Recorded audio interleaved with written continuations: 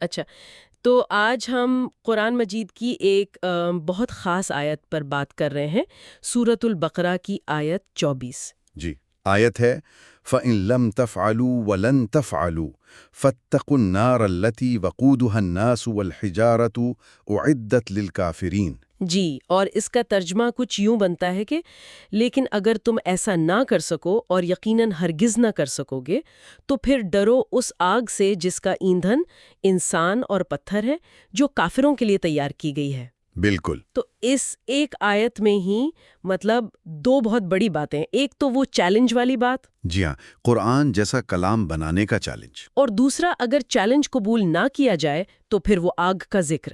جی، تو پہلے اس چیلنج پہ تھوڑی بات کرتے ہیں، یہ اتنا بنیادی کیوں ہے؟ دیکھیں یہ چیلنج اصل میں قرآن کے معجزہ ہونے کی آپ کہہ لیں ایک مرکزی دلیل ہے۔ خاص طور پر اس زمانے میں جب عرب اپنی زباندانی، فصاحت و بلاغت میں کمال رکھتے تھے۔ اچھا، تو قرآن کا یہ کہنا کہ بھائی تم اس جیسا کلام حتیٰ کہ ایک سورت بھی نہیں بنا سکتے۔ اور صرف تب نہیں بلکہ وَلَن تَفْعَلُوا، یعنی آئندہ بھی کبھی نہیں۔ جی بالکل، یہ لن مستقبل میں ہمیشہ کے لیے نفی کے لیے آتا ہے۔ تو یہ دعویٰ کہ نہ ماضی میں کوئی بنا سکا نہ مستقبل میں بنا سکے گا، یہ اس کے الہامی ہونے کو، معجزہ ہونے کو پکا کرتا ہے۔ ٹھیک۔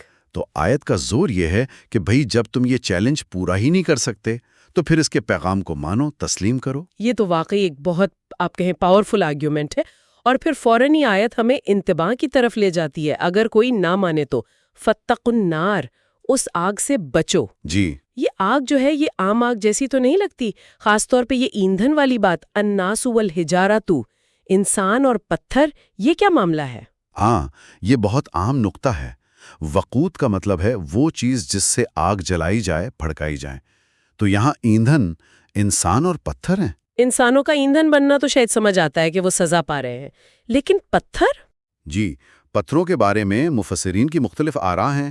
کچھ کہتے ہیں کہ یہ گندھک کے وہ سیاہ پتھر ہوتے ہیں نا، جو بہت شدید جلتے ہیں تاکہ آگ اور زیادہ بھڑکے۔ اچھا، یعنی شدت بڑھانے کے لیے۔ بالکل، کچھ کا خیال ہے، اور یہ بھی ایک اہم تفسیر ہے کہ اس سے مراد وہ بت ہیں جن کی دنیا میں پوجا کی جاتی تھی۔ اوہ، تو مطلب پوجا کرنے والوں کے سامنے ان کے معبود جل رہے ہوں گے؟ جی، تاکہ ان کے لیے یہ اور زیادہ حسرت اور ذلت کا باعث بنے۔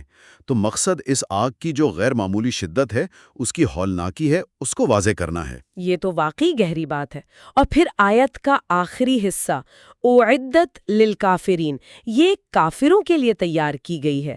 اس تیار کی گئی ہے کا کیا مطلب ہے؟ کیا یہ ابھی موجود ہے؟ جی، عدت جو ہے یہ ماضی کا صیغہ ہے، فعل ماضی۔ اس سے اکثر علماء اور مفسرین یہی نتیجہ نکالتے ہیں کہ جہنم کوئی مستقبل میں بنائی جانے والی چیز نہیں، بلکہ وہ ابھی موجود ہے۔ یعنی ایک تیار شدہ حقیقت۔ بالکل۔ ایک تو یہ کہ یہ خاص انکار کرنے والوں کے لیے ہے، اور دوسرا یہ کہ یہ ابھی سے موجود ہے۔ ہمارے پاس جو مواد ہے اس میں کچھ احادیث بھی ہیں جو اس آگ کی شدت کو مزید کھولتی ہیں۔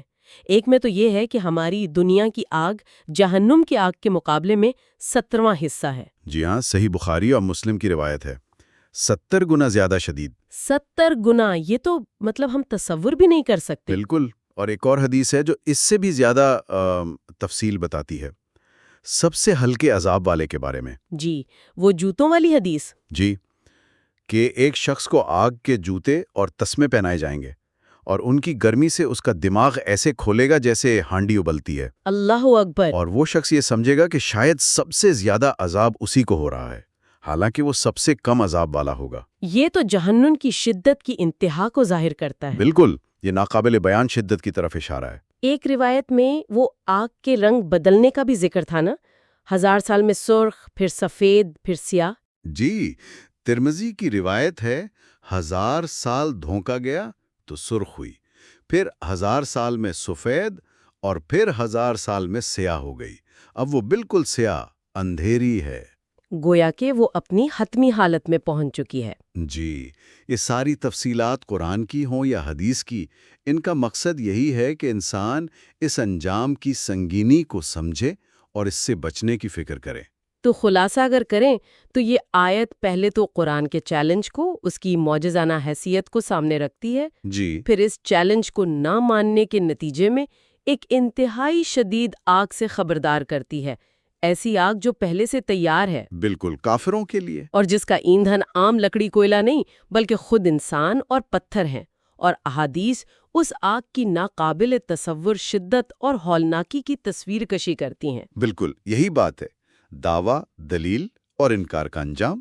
سب واضح ہے۔ یہاں آخر میں ایک نکتہ شاید سوچنے کے لیے چھوڑا جا سکتا ہے، کیا یہ تمام تفصیلات، جہنم کی یہ شدت، عذاب کی نوعیت، ان کا مقصد صرف ڈرانا ہے، یا یہ اصل میں ایک دعوت ہے کہ انسان اپنے عقائد، اپنے اعمال اور زندگی میں اپنی سمت پر زیادہ گہرائی سے غور کرے؟